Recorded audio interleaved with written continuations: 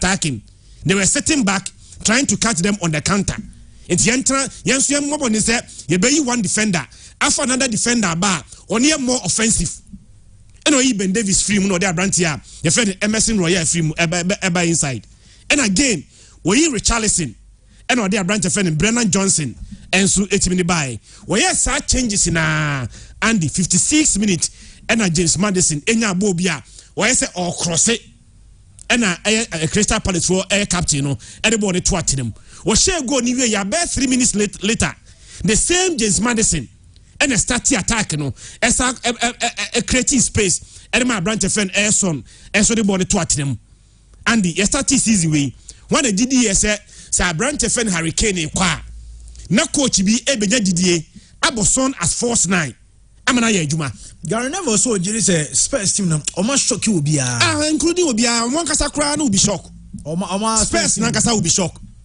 Because a team was started last season, one more top 7. Top 7. And was a Lusu Hurricane. And under normal circumstances, Spurs are supposed to be weaker this season than last season. Yeah. But the way our coach that blended team, and the way James Madison and so fit into this team, and no one shall go there. But the 2 goals now, Spurs came through him. Nina Bako on any cross and a result in the own goal. Second goal no on a creative space now. More come out branch of son on the ball and so Timmy Twattinum. Son as force 9, Andy. 8 goals in the Premier League. And so far Timanya. James Madison and no one shall go there. But James Madison so far, 3 goals, 5 assists in the Premier League. And these 2 players are driving airspace. Kakrasa, they are driving them. Until Christian last time, I mean, we say, then Manchester United creativity. Now, Madison, Leicester City or Madison, me sure say he was underrated as a team in Amsterdam and Manchester Chelsea boy. Mason Mount. Mason Mount. Yeah. Well, James Madison born or born there. I'm underrated James Madison. But Chelsea were fitting so well. Now no need discussion crosses so far. The best buy, one the best signing. What the outside Premier League ground and twinching. What you say? Now Yenche Premier League in Kwa. Declan Rice has been amazing. Yeah. What you say? Yeah, but a branch here friend no James Madison born now all bonus with you. So far, all camp players are fitting so well into their respective clubs as new buys there. For me, I'll go for it. Yeah, James Madison here, Juma. James Madison here, Juma. Papa. And I believe say, Obetinsa Kakranka Krasa, Sana Leicester here you. Leicester Ebeji League no. Amanfoso, Amuye Langas, Amune Little table. Ombe free ho, no more da ho. Ombe free sa ye hu ye no. No Maji League no. And I think say Omuye Juma. Yemo coach na baso. Yemo airspace in so baso. And acquire our first one, Sa Bissouma. Bissouma all of a sudden ball. We got Bissouma from Brighton to Tottenham first season. Yeah. Amfaba, who said all of a sudden Bissouma, a rejuvenated player. Be I say. Just say ball our body ma and why team one I never quite say about Spurs team with the internal Christian Okasombe weaker, especially on goalkeeping department. Vicario, where from Vicario? All of a sudden Vicario so bad. This is Christian Romero, any Van de Ven, never center back. Elbow center back on Odogi from nowhere. Destiny Odogi, Italian. Pedro Porro, because Obi Pedro Porro. Pedro Porro. But Pedro Porro so ball as I see all body mass space. I'm rejuvenated. I think the coach now I find it a spark. Yeah. Once was sparky BB, why igniting BB in the players and giving out their best. And I think Omoya Juma so far. Yeah, can't so far because the best him China the minimum. But so far I think they've done so well. Before I called the Manchester Derby, no. Chelsea bought Brentford. Caution and Medema Chelsea, he said, I expect them to win. But Andy, Unim said, the last 2 times are Brentford, Eba Stamford Bridge, Nino Masha Chelsea. Yeah. The last 2 times are Brentford, Ebo Chelsea, Abra Chelsea, Ebo Fie, Ewo Stamford Bridge, Brentford, Ewin. Results were shocking. Hey. Number 2-0. Bakuya 4-1.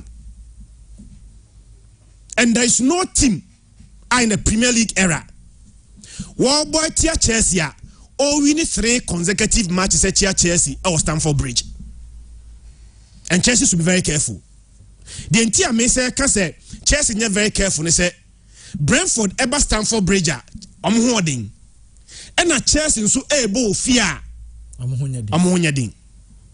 So far Chelsea last 3 home matches baako pe ne pie draw no kra no, in as much as say on the face value of the resource obaka say be a Chelsea aya no, they could have easily won the game because against Arsenal Andy your boss 77 minutes na Chelsea were leading by how many goals? 2 goals to 0 meboa.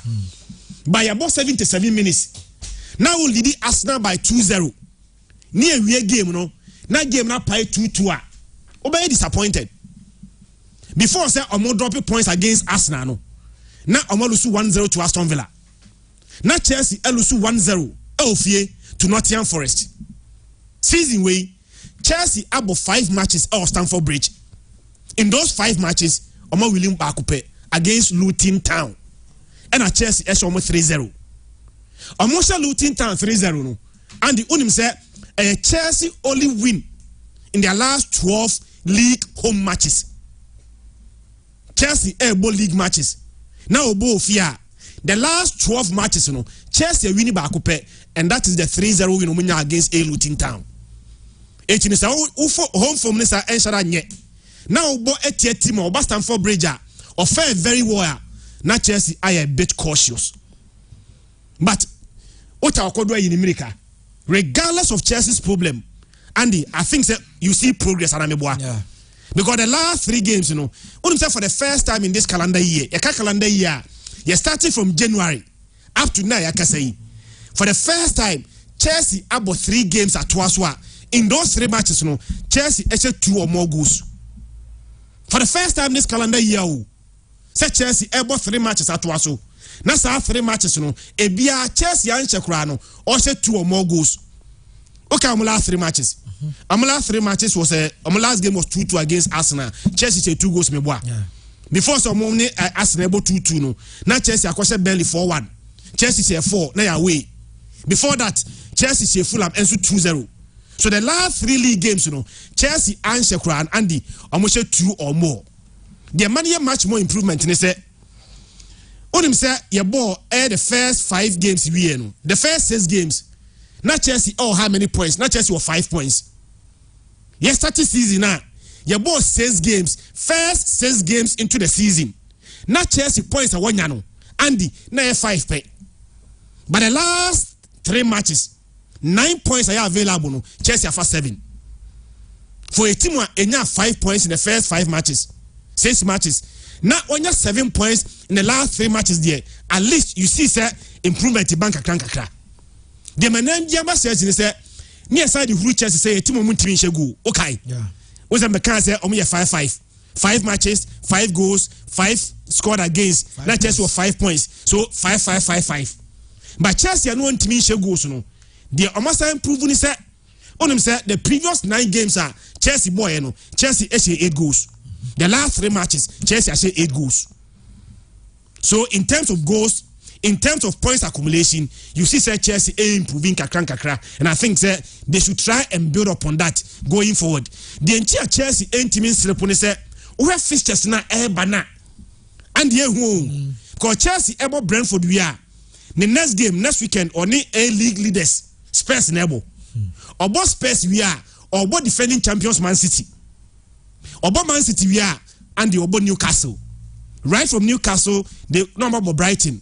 If you Brighton we are no akobo Manchester United. So these fixtures in Ebano are very very difficult fixtures and so they manageable like Brentford the end there.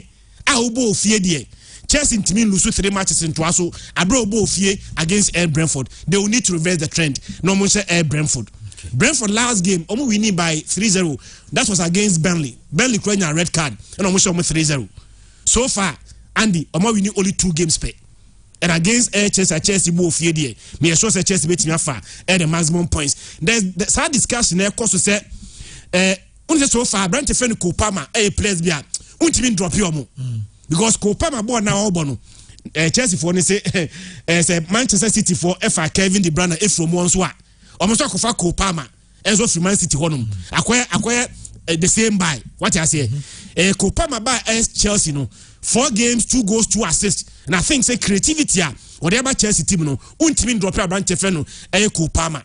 So the attack no Kopama anywhere enable Raheem Sterling and so on drop up into a larger extent Nicolas Jackson betimi LED attack no Chelsea in fair war against Brentford the but in game nim kwa there and I'm going for a 2-1 win for Chelsea against Brentford. Okay.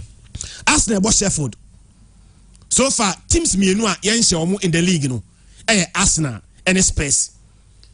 And the Universal Spurs you unbeaten. Sasuna Arsenal and so you unbeaten. Arsenal 9 matches, I win 6. I draw miensa. So they remain unbeaten. But Adeba Kwame Jama Arsenal and say the hallmark of a championship side and they say even when they don't play well, they still manage to find a way to get the results. To be quite frank, Arsenal bomb botia Chelsea the last game no. Arsenal did not play well. Arsenal so. But even that 77 minutes into the game, now they were 2-0 down. Even that, we game no, Arsenal at the point of fee. Sana champions to you, and the game be an ababa. Ubetimia bo dominate. There are certain games you fare very bad. But even that, you try to manage and get the results, even when you don't play well. And Arsenal said, even when they don't play well, at least they can still get a point. How much their last game against Chelsea? Or we as our game, our ball 2-2. No, the last game was away game to Sevilla. And Arsenal share Sevilla by 2-1. That was Gabriel Jesus A game. But it's quite unfortunate that the game, Gabriel Jesus and me and Mosa game in the BB. And you know, how Arsenal bet me a fair against Timwa, your friend Sheffield. The entire and Kosa game no more. A straight win and to a large extent, maybe over 2.5 for Arsenal. And they said, we just have Premier League table now. Andy, Sheffield only 1 point to pay. Sheffield only 1 point to pay. After 9 matches, and the Omar draw only 1 match to pay. And the only team so far, onya even 1 point away. Away games ya body nyina team bia at least enya 1 point abroad away. Sheffield is the only team so far. Onya even 1 point abroad no ball away. So I don't think say against Arsenal, abroad Arsenal able fie and Sheffield I don't match any say every game be omabo bia no omo concede at least 2 goals. Oje league table na Andy. Only say Sheffield are conceded 24 goals. Omo concede goals more than any other team. And against Arsenal, Arsenal say despite say they don't play very well in most games, Arsenal is yet to draw blank in every game. Which means that every single game biano, Andy, Arsenal twatina. Against Sheffield, every single game, one conceded ground or conceded 2 or more there. Arsenal say both fie against Sheffield. Kosa game no more, Andy over 2.5. Okay. But there's almost some prompted side discussion, Sir David Raya and Ramsdale discussion, almost some prompting beam. Because David Ryan started games at the team friend Arsenal. Sometimes we're a bit shaky. And now the reason why Moody go no saying. Some Moody go no say the Tiano no. To me blame the kakra. And I think they must also prompt our discussions, who must be the first choice goalkeeper for team friend Arsenal. But regardless of the problem, Arsenal against a very poor side like Sheffield did, I'm going for Arsenal win and over 2.5. Manchester United for one of him. So much Man City ne. I'm watching now. Big you surprise. What's that issue? You're now here. Hey. Manchester United for one of him. Almost say you should believe. Okay. I don't told you. Oh, that's a GDM will Range Rover 5. It was GDM. Range Rover 5 for GDM. Oh, mansions near there. Call game more first thing. The woman ye. Andy, the last 7 years, Manchester United any Man City game no. A Liga draw mem. Patriotic them kind of say. The last 7 years in a league game,